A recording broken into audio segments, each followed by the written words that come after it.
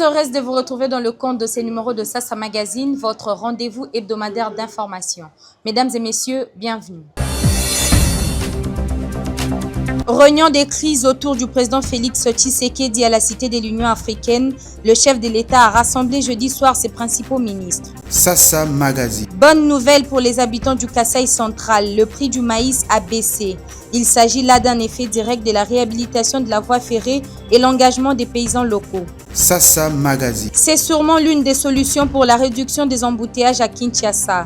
De travaux de construction sont en cours sur 2 tronçons stratégiques à Makala pour fluidifier les trafics. Voilà tout pour le sommaire.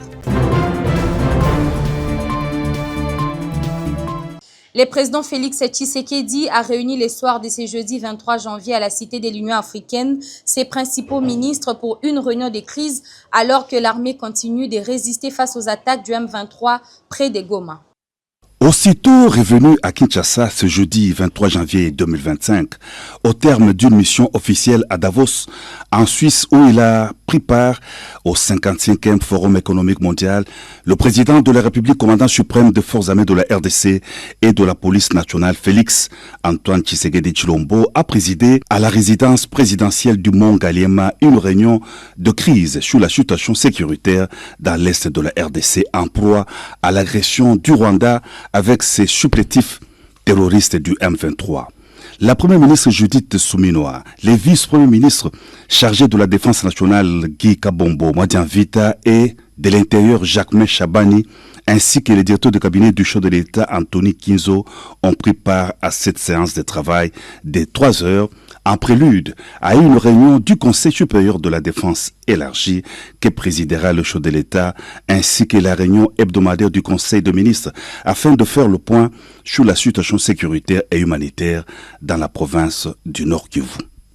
La directrice générale de l'ONG FMMDI dresse un bilan positif des activités réalisées en 2024 lors d'une séance consacrée à la redevabilité.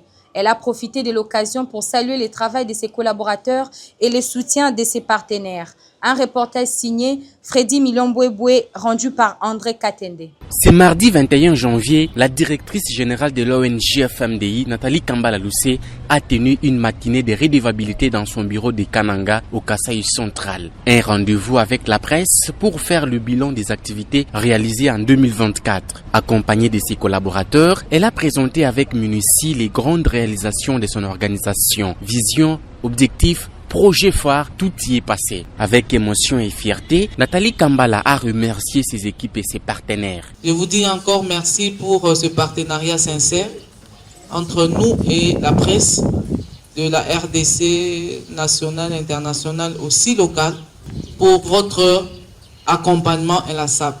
L'année 2024 a été marquée par plusieurs initiatives d'envergure. Prévention de violences basées sur le genre avec l'IACR, projet étudiants et soutenu par l'USAID, réinsertion socio-économique grâce au Japon et au PNUD et bien d'autres actions en partenariat avec ONU Femmes et la Banque mondiale. Créée en 2012, FMDI poursuit un idéal clair, construire une société équitable et inclusive où chaque individu peut s'épanouir et contribuer au bien-être collectif. Que le moment est venu de ne pas nous taire, de briser nos silences, de nous mettre debout, de lever le ton contre tous ces actes qu'on inflige à la femme et à la jeune fille.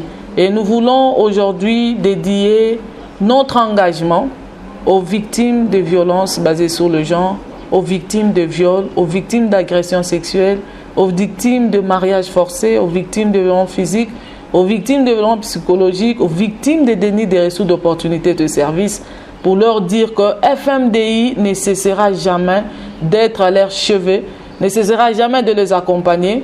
Que Dieu nous prête vie, je pense qu'on fera encore de bonnes choses l'année qui va commencer.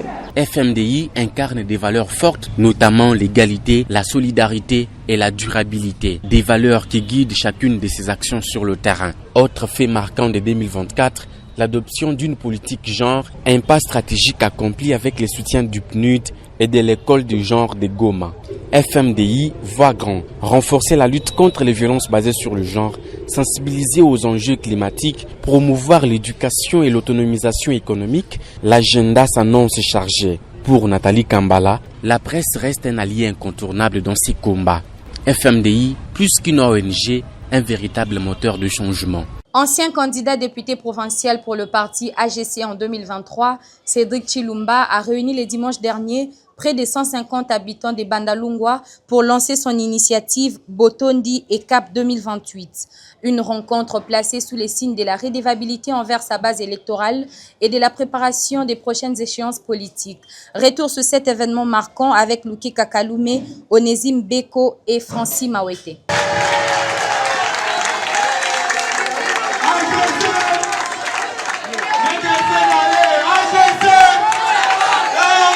Candidat député provincial 2023 dans la commune de Bandalungwa, Cédric Chilumba a rassemblé dimanche près de 150 habitants dans la circonscription de la Funa pour un événement baptisé Botondi et Cap 2028.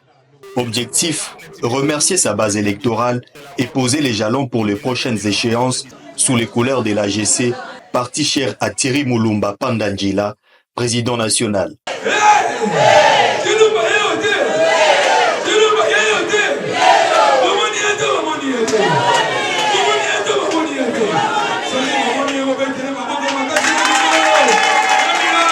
Face à une foule enthousiaste, il a remercié sa base pour avoir voté pour lui en 2023. Il les a aussi appelés à se mobiliser pour l'avenir. Lors de cette rencontre, les participants ont exprimé leurs préoccupations et attentes pour le futur. Pour notre digne fils Cédric Chilumba, c'est réellement vrai. Nous avions travaillé beaucoup ensemble et c'était une réussite malgré tout. Pour cette fois-ci, nous demandons un engagement très sérieux à tout le monde. Nous demandons également à notre président national, Thierry Mulumba Pandangila, de nous soutenir davantage. Pour notre commune de Bandalungwa, nous sommes prêts à soutenir sérieusement notre digne fils Cédric Chilumba jusqu'au bout. Ma question est celle-ci. Qu'est-ce que le parti AGC a prévu comme programme pour toute cette jeunesse qui est venue vous écouter? À chaque inquiétude de sa base, celui qui est communément appelé Maître Seda a répondu avec attention avant de lancer un vibrant appel à la jeunesse. Face à la presse, Cédric Chilumba a tenu à expliquer l'objectif de cette rencontre qui est un début parmi tant d'étapes. Nous l'avons dit, notre parti AGC est ouvert. Nous travaillons avec les mutualités et les ONG. Je profite de cette occasion pour lancer ces messages aux ONG, mutualités et associations qui veulent travailler avec nous. Notons que l'événement s'est clôturé dans une ambiance conviviale.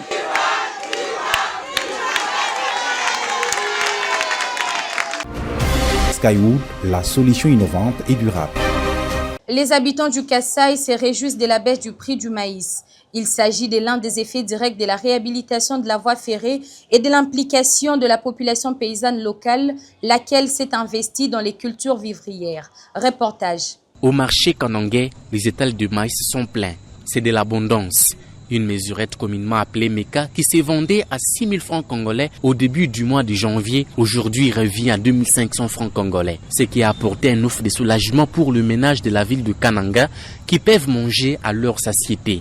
Georges Mukengi, président des acheteurs et évacuateurs de produits agricoles, fait savoir que cette situation est consécutive à une production abondante par le paysan de cette céréale qui est la nourriture de base pour la population centre-kassaïenne en général et kanangaise en particulier, mais aussi et surtout grâce à la coopération entre les députés nationaux élus de Demba, Thierry Mulumba Pandangila et la Société nationale des chemins de fer qui ont mis ensemble leurs énergies pour emblayer les ravins qui coupaient la voie ferrée dans les territoires de Demba, ce qui occasionnait les freinages du trafic. Cette population de l'Interland est en train de produire ses propres maïs, est en train de consommer ses propres maïs et ne peut pas venir acheter le maïs qui est sur le marché de la ville. Vous comprenez que cela fait que les consommateurs du maïs de la ville diminuent. Et comme les consommateurs diminuent, et le prix aussi baisse quelque part. Vous savez qu'il y a eu deux ravins. Le ravin qui était à Beneleka, le ravin de Ndemba, et on vient de finir le deux ravins ici. Il ne reste que le ravin qui est à Lukon. Cela aussi donne déjà de l'espoir à la population. Et que comme dans 5 ou 10 jours, on peut terminer déjà le ravin qui est à Lukon. À ce moment-là, avec cet espoir, le prix commence aussi à baisser. Les gens qui ne voulaient pas aller dans la campagne de maïs, donc le commerçant qui disait qu'il y a de ravin, comment est-ce qu'on va faire sortir de maïs? Ces gens-là, ils ont dit non, il y a espoir parce qu'on vient de réhabiliter, on vient de construire de ravin à Beneleka, à Ndemba, et nous pensons que même si on va dans la campagne de maïs, on va bien faire sortir nos produits. Ça donne déjà de l'espoir.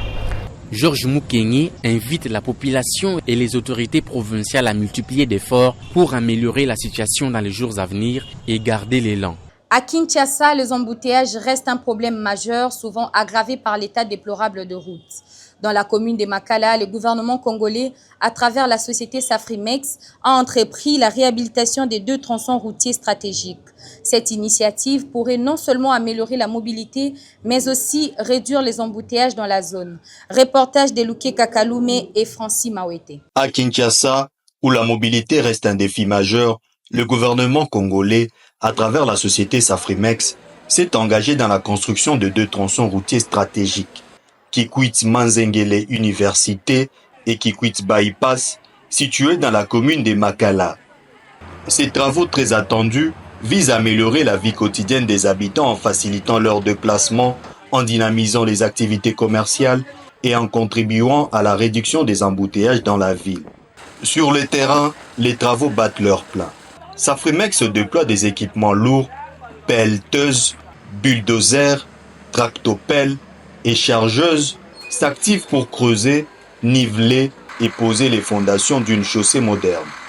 Une mobilisation d'envergure qui montre la détermination à transformer ce qui, pendant des années, n'était qu'un casse-tête pour les habitants.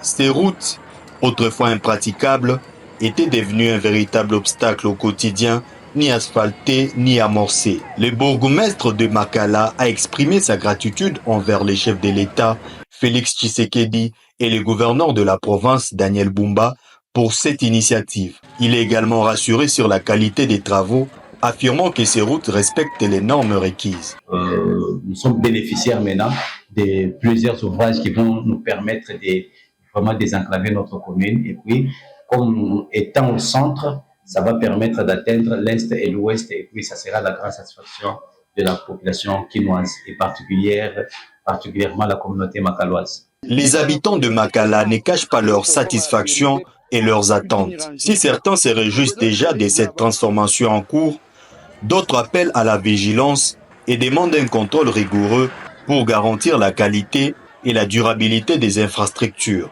Le province du Kasaï et du Kasaï central sont identifiés comme zones prioritaires pour la mise en œuvre de l'approche Nexus afin de réduire l'insécurité alimentaire.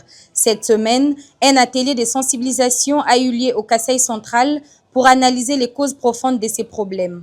Écoutons le professeur Grégoire Ngalamouloumé, consultant sur ces études, dans ses propos recueillis. Nous considérons effectivement que l'insécurité alimentaire persiste dans cette région depuis plusieurs années. Et toutes les études le démontrent. Depuis les enquêtes IPC depuis 2015 jusqu'à ce jour, le Kasaï est toujours placé parmi les zones où l'insécurité alimentaire est préoccupante, prépondérante, avec une grande majorité de la population qui souffre de l'insécurité alimentaire. Et donc, si on prend ne fût-ce que l'exemple, la deuxième analyse IPC chronique, qui a été publiée en juillet 2024, parle de 57% des populations dans les phases 3 et 4. Phase 3, c'est une phase de crise, et phase 4, c'est une phase d'urgence. Et donc, vous voyez, 57% au niveau du Kasaï central et 43% au niveau du Kasaï. Et donc, c'est un peu trop, il faut s'attaquer à ça. Maintenant, la question principale, c'est pourquoi est-ce que l'insécurité alimentaire persiste dans cet espace alors que nous sommes, où nous nous disons de temps en temps que nous sommes des provinces à vocation agricole. Qu'est-ce qui ne marche pas? Qu'est-ce qui a été fait et qui ne donne pas de résultats? Pourquoi ça ne donne pas de résultats? Et c'est pour cette raison-là que l'étude a été conçue.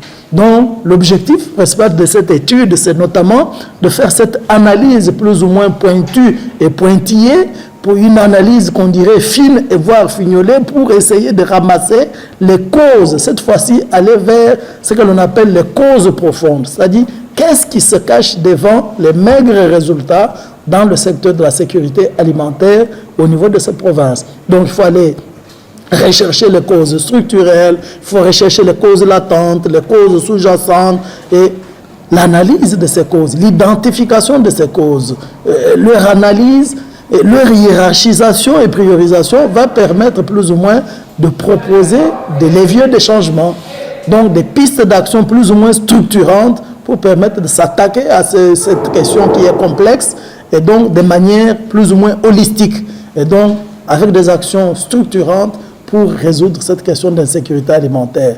Et c'est donc dans le cadre de cette étude que nous sommes là. L'atelier visait à sensibiliser les acteurs sur les enjeux de l'étude, mais en même temps lancer avec les acteurs. Vous avez vu, ce sont les principales parties prenantes, les acteurs clés au niveau de la province. Donc nous étions des acteurs divers pour cogiter et travailler sur cette question de l'insécurité alimentaire. Et donc déjà à partir d'aujourd'hui, nous avons lancé une analyse participative de la question de l'insécurité alimentaire pour vous dire que la thématique intéresse les habitants du Kasaï central qui sont décidés vraiment à en découdre avec cette question de l'insécurité alimentaire. Skywood, la solution innovante et durable. Transformer ses compétences en opportunités financières, c'est les défis que relève le Centre international des motivations à travers une conférence débat organisée à Kananga dans la Procure. Une initiative qui encourage les jeunes à valoriser leurs talents et à traduire leurs idées en argent. Découvrez ce reportage rendu par Anastasie Mimbolo. Motiver les jeunes à transformer leurs compétences en richesse, c'est le pari du Centre international de motivation. Ce samedi 18 janvier 2025, une conférence débat s'est tenue à la Procure de Kananga autour du thème « Comment transformer ses compétences en argent ». Dans une salle attentive, les participants ont été invités à visualiser leur succès. Cette technique, selon les intervenants, renforce la détermination pour atteindre ses objectifs. Robert Guive Komona, premier orateur, a insisté sur l'importance du développement des compétences bien au-delà des connaissances académiques. Pour lui, les compétences se traduisent par la capacité à mettre en pratique ce que l'on sait, à se vendre et à se démarquer dans un environnement concurrentiel. Selon lui, face au chômage, il est impératif pour les jeunes d'apprendre à valoriser leurs talents et à sortir des sentiers battus. Il appelle à une rébellion constructive pour changer les choses dans une société où beaucoup restent passifs. Nous avons besoin de révolutionner notre monde grâce aux connaissances, grâce aux compétences, grâce à la science, afin de pouvoir y aller. Mais tout ça exige aussi une chose, c'est la rébellion. On doit se rebeller, pas pour montrer aux autres que nous sommes les plus forts. Apprenons à nous immortaliser. S'immortaliser, c'est pouvoir comprendre que nous sommes tous des passagers dans ce monde et Dieu a enfoui à l'intérieur de nous un talent, une mission qu'on doit accomplir sur la terre. François Kadiman, coach en leadership, a pris le relais. Il a encouragé les jeunes à travailler en communauté pour mutualiser les compétences et créer un environnement de richesse non seulement financière, mais aussi humaine. Il a aussi insisté sur l'importance de s'entourer de bonnes personnes, un mentor, un motivateur et un soutien. Une génération de gens qui traduisent leurs idées, leurs pensées en argent. Parce que j'ai appris à les traduire à travers ce livre en argent. Tout le monde peut développer ses compétences et traduire ça en argent. C'est tout ce qu'on a voulu expliquer à cette communauté qui est venue pour nous écouter humblement. La conférence s'est clôturée par une séance de questions-réponses enrichissantes avec des solutions pratiques pour inspirer la jeunesse. Le Centre international des motivations ne s'arrête pas là. Une salle polyvalente est désormais mise à la disposition pour valoriser les échanges et le partage. Rendez-vous samedi prochain pour une nouvelle rencontre motivante. C'en est complètement fini pour ces numéros de Sassa Magazine. Merci d'avoir été des milliers à nous suivre sur différentes chaînes partenaires. L'info continue sur notre site internet www.sassastudio.net.